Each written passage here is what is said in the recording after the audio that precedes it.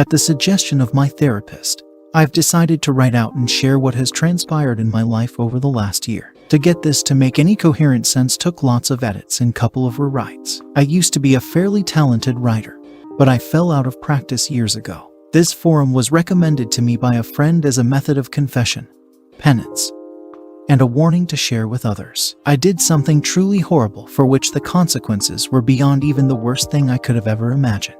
I am sharing this with the full knowledge many will despise me for what I did and the events that took place because of my betrayal. Reading my own words is revolting because I know in a very real sense what I did is unforgivable. I understand far too well how needlessly tragic the events that transpired truly were. My hope is simply that my story can be shared with anyone, in any relationship, and perhaps some future betrayal won't happen. More specifically, I hope someone who is currently cheating on their significant other or even thinking about it might read this and it makes them pause. Many might think my example of what can go wrong being unfaithful is an extreme rarity that seldom occurs. I've been told by people far more knowledgeable than I am that my situation is sadly far from unique, but I'm willing to take the hate I will receive by sharing this, if it keeps even one person from breaking the heart of someone they love. I am a 28-year-old female, and I was married to a wonderful man I will call William. 8 months ago, my husband confronted me with proof I had been both emotionally and physically unfaithful. A few days after he confronted me about my infidelity,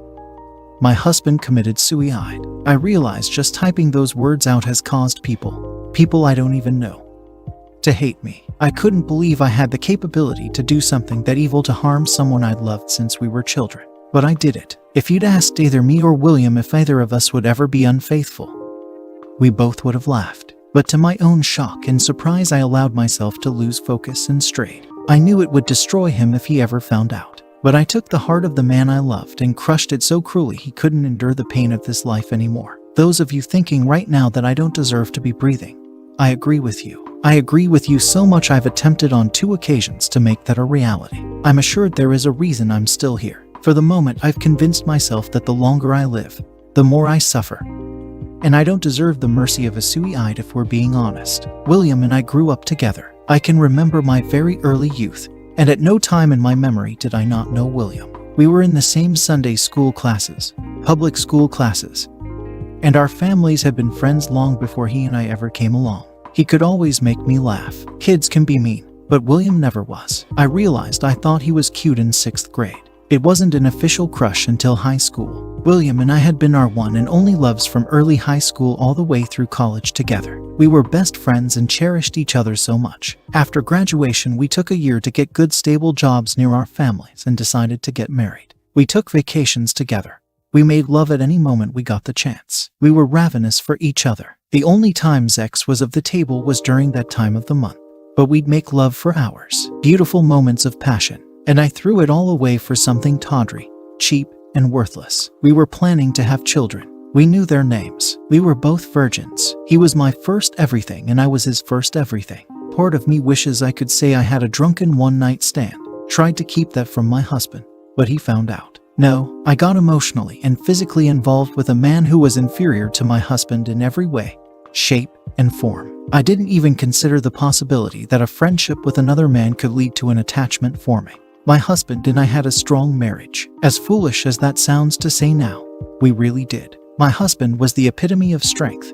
I was the one who was weak. Though before this, I considered myself a strong woman. It's just that no one ever told me that while our relationship was so very strong, no relationship is bulletproof. There is not a day that goes by that I don't wish someone had walked up and shot me the minute before anything I did became secretive. It is an indisputable fact the world would be a far better place with my husband here and alive instead of me. There is no rationalizing away truth like that. I had so many chances to stop it before anything happened, and I had absolutely no reason to allow anything to happen. After a brief and heated conversation, he walked out, and I never spoke to him again. I tried to contact him in any and every way I could think of. My God, I tried to reach out so many times just to let him know that I am truly sorry, just to know I hate what I did. My texts to him never showed anything but an unread status to me. So, I doubt he read any emails or heard any voicemails either. But everyone said I needed to give him space and time to think. 2 nights after William confronted me, at 3:17 a.m. there was a loud knock at the front door. I turned on the lights. I thought at first it might be someone in a drunken stupor wanting to curse me out or worse. Then there was another loud knock, and I threw on a hoodie before heading to the door. When I opened the door to see 2 policemen, I knew. They could have been there for many things, but I knew in an instant why they were there. Their words telling me that my husband's body had been found due to an apparent suicide destroyed me. I dropped to my knees and wailed a shriek of agony. I tore at my skin and hair as the police tried to calm me down. By the time the EMTs got there, I was sitting on the steps rocking back and forth repeating that I was so sorry. Yeah, there was no way I was making it to the funeral even if William's family had allowed any of my family to attend. I was kept sedated for days. The first thing I wanted to do when I got out was visit William's grave. But nobody knew where his parents had him buried. They had every right, but that cut deeply. And I tried to cut deeply that night when I tried to take my life for the first time. I've now been hospitalized twice for attempted to gone. Not asking for pity. In fact, I don't want it. Nothing can take this heartache away, and nothing can even numb it. Part of me wishes I had somehow forced him to see me just for a mere moment to tell him how sorry and that I knew our marriage was over. But I didn't get that. No, I didn't deserve it. And I have to face the fact that what I did was in fact so vile that making my husband see me might have forced him to take his life even sooner. Many people have said to me my actions were what led him to take his life. I don't think there is any doubt. Until that horrible day he'd been so unbelievably happy.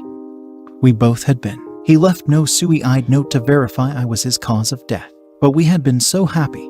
We loved spending nearly every moment together. To go from that kind of bliss to that kind of grief in such a short span of time ended him. I ended him. My words, actions, and thoughts betrayed us both. Regret doesn't destroy you. If it did, I would have died before my husband ever confronted me. When COVID hit, William and I quarantined together. I was fortunate enough to teach for an exclusive private school. The benefactors assured us our salary was paid as long as the need for isolation persisted. William worked from home and made a lot of progress on a project he was placed in charge of. The entire world was worried and afraid, but we had each other, and we so enjoyed making the most of it. Watching movies in bed, feeding each other food, playing like 2 little kids. I am utterly, truly, completely sorry to those that lost a loved one due to that horrible disease. What the world went through was a literal plague upon humanity that caused so much needless death. But my husband and I got closer in those weeks than we ever had before, and our bond had been strong. We joked about how so many people were hating having to spend time with family or, God forbid, their wife or husband. We simply couldn't get enough of each other. After the first month, we had to agree to limit sex to once a day for about a week. Our only argument the entire quarantine was about having to do laundry just to put clean sheets on the bed yet again. And I cheated on that man, which drove him to exit this life due to my evil actions. A man I had such a close bond with. I was an idiot in so many ways, but for me to think because of that bond, no temptation was enough to get me to stray was idiocy. I hate myself in so many ways for so many reasons, but knowing I had it all is the most difficult pill to swallow. My affair was atypical of most in many ways. Some aspects of the relationship and betrayal were slightly less vile. Some were colder and even more evil. The man I had an affair with I will call Paul. I first encountered him in group Zoom meetings during the pandemic. I found him brash and smug with no valid reason to act that way. He was the school's lacrosse coach, and I remember in those Zoom meetings being glad that as an English teacher I would have to interact with him very little. The first time we met face to face, we shook hands and had some small talk. There was zero attraction, at least from me toward him, but I didn't sense any lustful attention emulating from him toward me. During that introduction I learned he was engaged, and I told him I was happily married to a man I adored. No sexual tension, nothing even hinting that would ever be a possibility. The school began allowing half the staff in all areas and half the students to attend school for a week while the other half used Zoom. The next week the other half would attend on site, and vice versa. That was supposed to assist with social distancing and the students' feelings of isolation. While eating lunch one day before my next class began, I got an email from Paul. He had written out some toasts and jokes for his upcoming wedding and wanted me to edit what he'd written. I was used to being sent writing to edit, so that was nothing I felt important enough to tell William. Coupled with the fact it all pertained to Paul's wedding, and I saw no reason to give my husband a boring detail about that day. The email contained a toast to his parents as well as to the parents of the bride. I took what he'd said and added a few phrases to pull at the heartstrings of all who attended. The jokes directed at his brother, the best man, were absolutely hilarious but a little vulgar for my liking at a wedding. I said as much when I sent back his edited speeches. He laughed and said I just don't know his family, and that ball busting was a family tradition. That email exchange began several months of corresponding back and forth, but as difficult as it may believe, not until the very end did anything become inappropriate. Not once did anything become flirtatious or sexual. Well, we did talk about sex, but from a purely scientific and psychological point of view. Our sex talks at that point would have made the biggest nymphomania in history drier than the Sahara. There was nothing emotional or physically stimulating to those conversations, and I enjoyed our corresponding due to the fact I was certain there was no temptation on either end. We discussed race, politics, religion, science, sports, all the things people are hesitant to discuss due to differing opinions. Some of the discussions even got heated. I was called a prude more than once due to my opinions about sex. Yes, I proved him wrong, but I wish to God he'd been right. For the longest time, all of this took place during work hours. My husband and I had a landline for emergencies, but as soon as we entered the door at home, our smartphones were turned off. Paul didn't even have my number to text until I emailed him with a zinger at the end late in the day. He demanded my number to refute what I'd sent. Dozens of other coworkers had my email, and I thought nothing of that. I seriously don't think Paul had any interest in pursuing me either, as at the time he was smitten with his fiancée. But about a month before their big day, Paul found out his girlfriend had been carrying on an affair with her high school boyfriend for over a year. He was in shock and deeply hurt by the whole situation. I unwittingly became his person to vent to. I don't know where in our string of conversations that things crossed a line, but I began to feel truly sorry for Paul. I truly despised his fiancée for what she'd done, and I saw nothing wrong with that. But after a particularly rough night for him, he came to school looking frazzled, and I could tell he'd been crying. I gave him a hug and talked to him a bit. He asked if I could stay after school to talk, since I had a couple hours after work each day before William got home. I agreed. In hindsight, I realize now what drew me into my conversations with Paul was a different opinion. William and I had discussed most any topic two people could discuss. I knew before his reply what William would say when I asked him a question the vast majority of the time. I guess I wanted a surprise when I talked or verbal conflict. It was stupid, pathetic, and weak, but that is what led to the affair. Things with William were ideal, and we spent every available moment together. I had mentioned a coworker named Paul in passing to William, but as there was truly nothing going on, I didn't expound upon anything, and he saw no reason to pry. When Paul started seeing a new woman, I felt no jealousy, and honestly only happiness for him. But William had to go out of town to a construction site in Tulsa for 3 weeks. While he was away, we FaceTimed every day, and I missed him morning, noon, and night. But with sudden spare time, I found myself also texting with Paul just to pass the time. Instead of an occasional hour or two after school, Paul and I often had time to grab a bite to eat and a drink or two before heading to our separate homes. Oddly enough, the thing that led us to become physical was me being a klutz and the school nurse not working that week. I sprained my ankle one day walking up some steps to go get lunch. Since the nurse was not on site, I went to Paul assuming he as a coach had numbing spray or an ace bandage. He was working on my ankle when I happened to notice he had an apparent erection. I was a bit taken aback he was getting aroused in some way, until I realized from his position he could see slightly up my skirt. I have to admit, for a moment I found the fact I was turning him on was stimulating in some way. I adjusted myself to see if a slightly better view would get him more worked up. He called me out on it. I laughed and told him he could work out his frustrations with his new girlfriend. Suddenly he kissed me, and I pushed him away. He kissed me again and I didn't. We made out for a few minutes before I realized what I was doing. I hurriedly got out of his classroom and made it down the halls to my classroom. I sat in disbelief of what had just occurred. I didn't plan for it to happen, and I was certain Paul didn't either. I didn't know if I should call William and tell him that moment or wait until he got home that night. But when I talked to Paul after classes, he apologized, urged me not to bring any conflict into my marriage and remain just friends. I didn't want to give William more to stress about as he was out of town and focused on his job assignment. After talking with William that night about how things were going in Tulsa, I decided to wait and tell him when he got home.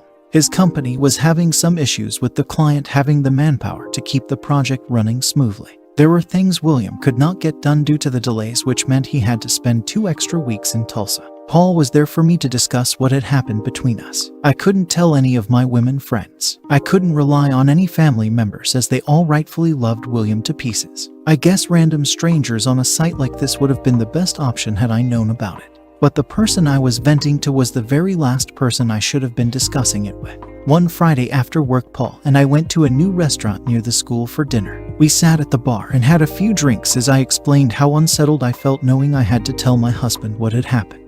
He asked me how I thought William would take the news, and I told Paul he might want to call in sick the day after. I told William just in case. He asked if I seriously thought William would beat his butt, and I told him no. But I knew it would mean the end of Paul and I conversing and messaging, and rightfully so. Paul confessed he didn't think he would have made it through his breakup if it hadn't been for me. I assured him I was glad to be of assistance and didn't regret helping him. When the realization our friendship would end sunk in, I think we were both a little depressed. I drank too much, he drank too much, and I ended up back at Paul's apartment doing a lot more than kissing. As soon as it was over, my conscience kicked in. Yes, it should have kicked in long before, but I knew beyond all shadow of any doubt my marriage was over and done with. William and I both had said society has allowed far too many second chances for people that didn't deserve them. Yes, humans do make mistakes. While we both believed anyone who cheated did deserve a second chance, it could never be with the one they betrayed. Life might give them the opportunity to love someone else again,